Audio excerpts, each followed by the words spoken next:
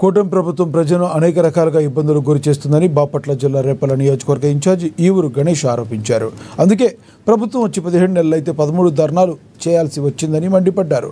త్వరితగతిన రైతులకు సరిపడా ఎరువులు అందించాలని, బ్లాక్ మార్కెట్ను నిరోధించాలని గణేష్ డిమాండ్ చేశారు. ఈ మేరకు ఆర్డీఓకు వినతి పత్రాన్ని ఇచ్చారు. అక్కడే పంటల కొనుగోలు కూడా చేసి విత్తనం నాటగానే రైతు విత్తనం నాటగానే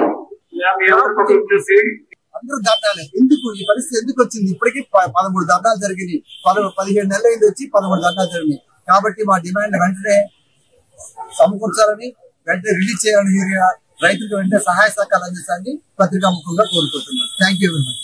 పూర్తిగా వ్యవసాయ ఉత్పత్తులన్నింటినీ కూడా డిమాండ్ ఎక్కడ ఉందో చెక్ చేసి ప్రతి దానికి ఇంటర్లింక్ చేసుకుని గ్రామ రైతు భరోసా కేంద్రాలకి పంటల్లో ఎక్కడ ధరలు తగ్గకుండా రైతులకి న్యాయం జరిగే విధంగా గిట్టుబాటు ధరలు వచ్చే విధంగా ఆయన రైతు భరోసా కేంద్రాలు ఇచ్చి 5 సంవత్సరాలు రైతు రాజులాగా బతికాడు. ఏ దిగులు లేకుండా, ఏ కష్టం లేకుండా, ఏ ఇబ్బంది లేకుండా. ఆకువ రైతులైతే 3 పూలు